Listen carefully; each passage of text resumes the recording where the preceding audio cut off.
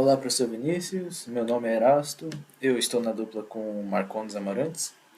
E hoje a gente vai apresentar o nosso trabalho de implementação de fila com o desafio do Lava Rápido. E esperamos que esteja um trabalho à altura e que corresponda às expectativas e requisitos do trabalho. Agora, o meu colega Marcondes irá explicar a parte da implementação da fila dinâmica que nós utilizamos, assim como foi pedido. Olá pessoal, meu nome é Marcondes e hoje vou falar um pouco a respeito da estrutura de dados fila e sua implementação utilizando a alocação dinâmica na linguagem C. Bom, antes de partir diretamente para a explicação da implementação da fila, é necessário entender o que é uma fila. Uma fila é uma estrutura de dados que basicamente é uma lista composta por nós. E o que é um nó? Um nó é um tipo de dado que possui dois campos principais. Um campo info, que guarda um valor qualquer, e um campo próximo, que nada mais é um ponteiro cuja função é armazenar o endereço de memória referente ao próximo nó na lista. Além disso, uma fila possui duas variáveis de controle, digamos assim, que nada mais são que ponteiros, os ponteiros in e fim, que apontam diretamente para o primeiro elemento e último elemento da fila.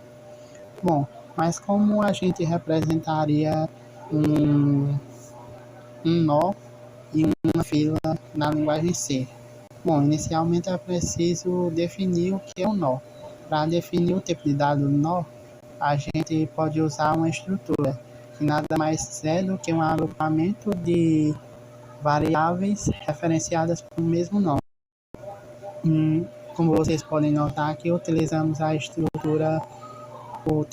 struct para criar um tipo de dados nó, que é composto pelos campos info, do tipo int, e pelo campo nó, que é do tipo, e pelo ponteiro próximo, que é do tipo nó. Tendo isso em mente, a gente já pode implementar a fila, que basicamente é composta de dois campos, ambos do tipo nó, definido anteriormente, que são ponteiros chamados in e fim. Basicamente, eles são as nossas variáveis de controle, que apontam para o primeiro elemento e último elemento da fila, respectivamente.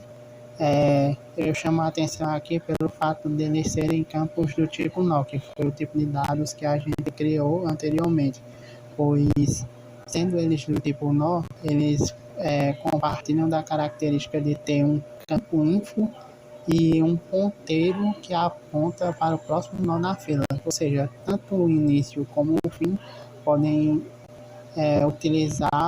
possuem ponteiros que apontam para o próximo nó na fila, o que é essencial nas operações de inserção e remoção. Quanto às operações que podem ser realizadas em relação à estrutura de dados fila, uma das principais que a gente tem a retratar é justamente a questão da inserção de elementos na fila. A implementação da inserção de elementos na fila se deu por meio de um procedimento que vai receber como argumentos uma fila e um inteiro referente a um valor qualquer, que é justamente o valor que a gente vai inserir na fila. Bom, antes de mais nada, a gente cria um ponteiro novo do tipo nó. Esse ponteiro vai apontar justamente para um endereço de memória. E o que seria especificamente esse endereço de memória? Seria justamente o espaço de memória reservado por malloc, o espaço de memória da memória heap reservado por malloc para agrupar uma variável do tipo nó. Depois da alocação, a gente vai finalmente atribuir ao campo info do novo nó criado o valor x repassado na função. E após isso, a gente vai fazer com que o ponteiro próximo, de novo, aponte para null. Por que a gente faz isso? Justamente por conta de que, como a gente falou no início, a inserção de elementos na fila se dá sempre no seu final. E um elemento do final da fila é identificado pelo fato de que o campo próximo dele, do último nó da fila, sempre aponta para a lambda. No caso, o nosso lambda, aqui na linguagem C, seria o null. Bom, finalmente, para fechar a questão da inserção, a gente vai verificar se a fila é ou não vazia. Se a gente faz isso justamente verificando se o campo fim é igual ou não a null, aponta para null, se ele aponta ou não para null, no caso. Se a fila não for vazia, a gente vai atribuir o campo, a gente vai fazer com que o próximo do ponteiro fim aponte para novo, e o ponteiro fim da fila também aponte para novo. Caso contrário, a fila vai estar vazia e a gente vai fazer com que os ponteiros, tanto os ponteiros início como o ponteiro fim, apontem para novo, que é o novo nó criado. Mas por que a gente faz isso? Só para exemplificar melhor. Considere essa visualização aqui. Cada quadrado é um nó diferente da nossa fila. Digamos que antes da inserção do novo elemento, esse era o último nó da nossa fila. Com a inserção de novo, o último nó da nossa fila anteriormente apontava, o seu ponteiro próximo apontava para a lambda. Só que aí a gente vai fazer ele apontar para o novo, justamente porque o novo nó é o último elemento da fila. E a gente vai atualizar o ponteiro fim da fila para apontar para novo. No que se trata da remoção de elementos da fila, a gente implementou isso por meio de um procedimento que recebe como argumento justamente uma fila. Bom, inicialmente, um dos primeiros passos que iremos executar é justamente verificar se a fila encontra-se ou não vazia. Isso se dá por meio da verificação de que o ponteiro fim da nossa fila está ou não efetivamente apontando para null. Caso a fila não esteja vazia, a gente primeiramente cria um ponteiro chamado PT do tipo nó. PT vai apontar justamente para o próximo de início, referente ao início da nossa fila. E o campo próximo de início da nossa fila vai apontar para null. Só aí, finalmente, a gente vai liberar o nó início da nossa fila, por meio da função free. Mas por que a gente apenas não liberou o espaço de memória de início através do fee, em vez de fazer esse passo anterior? Bom, a gente fez o passo anterior, ou seja, apontar o campo próximo de início para null, para garantir que o nó inicial não estivesse mais vinculado a nenhum dos outros nós antes de que ele fosse removido.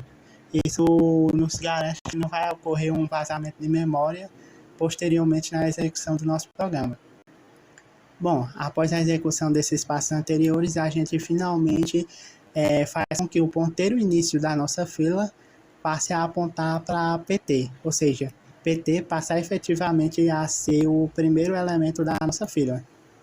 Por fim, a gente verifica se após a remoção do elemento da nossa fila, a fila se encontra ou não vazia. Em que caso isso vai se enquadrar? Justamente no caso da nossa fila contém apenas um elemento e a remoção desse elemento resulta na mesma se encontrar vazia. A gente verifica, portanto, se o ponteiro início da nossa fila está apontando para null. Se ele estiver apontando para null, a gente faz com que o ponteiro fim da nossa fila também aponte para null, justamente para garantir que efetivamente a fila esteja vazia, pois uma fila só se encontra efetivamente vazia quando tanto o início como o fim apontam para null. Bom, e por fim eu vou explicar a questão da função de criação de fila. Bom, a criação de fila se dá por meio de um procedimento que recebe justamente como argumento uma fila. E basicamente o que ela vai fazer vai ser inicializar uma fila vazia. A inicialização de uma fila vazia, como eu já falei anteriormente, a questão das características da fila vazia, é justamente tanto o seu ponteiro início como o fim estarem apontando simultaneamente para null. Bem, e agora iremos falar sobre o main. Conforme Marcondes mostrou, a gente usa a implementação da fila. Aqui a gente declara que a gente vai ter uma fila, a gente cria a fila, né, com o início e o fim igual a lambda, igual Marcondes falou. Esse set locale aqui é simplesmente porque a gente vai usar acentos para fazer pergunta para o usuário, para ficar mais fácil do usuário. Aqui são as declarações de variáveis. Esse char binário, ele vai ser o binário que a gente vai receber conforme a questão pede pra gente, que a gente tem que receber uma entrada de 0 e 1. Por que foi em char e não em int?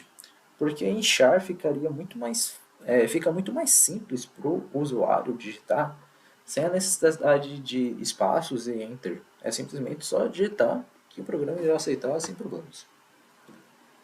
Aqui nós perguntamos o n, que a questão pede pra gente.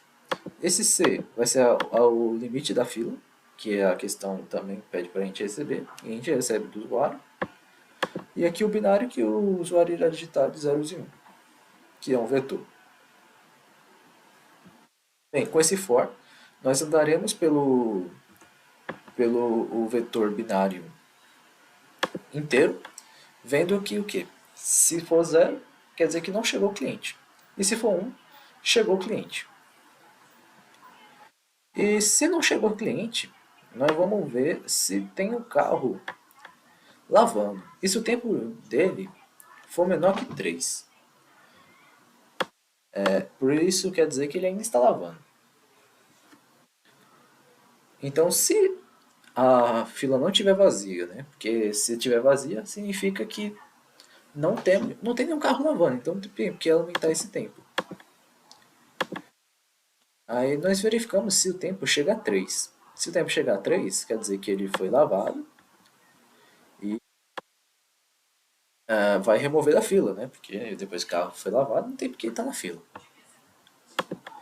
Aí aqui nós fazemos uma outra verificação, se a fila estiver vazia. Se a fila não estiver vazia, o nosso tempo vai para 1. Mas por que vai para 1? Vai porque nossos funcionários, nossos lava-rápidos, são muito eficientes. E eles irão tirar um carro e colocar de novo no mesmo momento.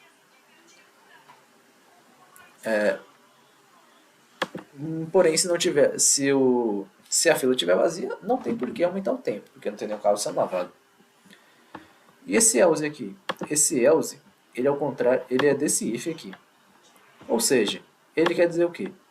Que chegou gente, chegou cliente no Lava Rápido. E para nós atendermos ele, a gente precisa verificar se o nosso Lava Rápido está cheio. Se ele não estiver cheio, a gente pode receber esse cliente com a inserção. Nós fazemos na fila. E também aumentamos o tempo o tempo, afinal um carro pode chegar e já ser lavado. Mas se não tivermos espaço, nós vamos continuar lavando para abrir espaço, né? Para a gente poder atender mais clientes. Mas se nosso tempo for igual a 3, então, ou seja, se lavou, vai aumentar aqui a quantidade de lavadas e vai retirar o carro. E aqui nós temos que o tempo é igual a 1. Mas por que aqui o tempo é igual a 1? E aqui nós fazemos essa verificação. Bem, esse é um motivo bem simples, simplesmente porque nesse aqui, a gente já está sabendo que vai chegar um cliente. Então, mesmo se sair um cliente, já vai ter chegado outro. Então, como eu disse, nossos funcionários são muito eficientes. E assim que um carro sair, eles já vão lavar o outro. E com esse printf, a quantidade de carros lavados será retornado. Também foram criadas essas duas funções, além daquelas que Marcondes mostrou, que foi a cheia, que é para verificar se a fila está cheia, que ele vai começar no começo da fila e vai ver se já chegou até o limite, né? Porque não é normal a gente ter uma função cheia numa fila dinâmica. Afinal, é justamente uma das vantagens dela. Porém, aqui nós precisamos simplesmente porque nosso lava rápido existe um limite, certo? E aqui a gente vê se o i, ou seja, é igual a c. Então, ou seja, se o i for igual a c, quer dizer o quê? Que a fila está cheia, certo? E retorna 1. Se não, retorna 0. A vazia é justamente a mesma coisa, é simplesmente para ver. É muito mais simples na real, né? Se a fila, se o fim da fila for vazio, for null, for lambda, a fila está vazia. Ou seja, não tem nenhum cliente. Agora eu irei mostrar ela rodando, como é que o programa está. Aqui ele pergunta quantos minutos irá funcionar. Nós colocamos aqui 10. Qual vai ser o tamanho da fila? Podemos colocar aqui 3, que vai ser o tamanho do que o Lava Rápido vai suportar de carro. E podemos aqui colocar um vetor binário de tamanho 10.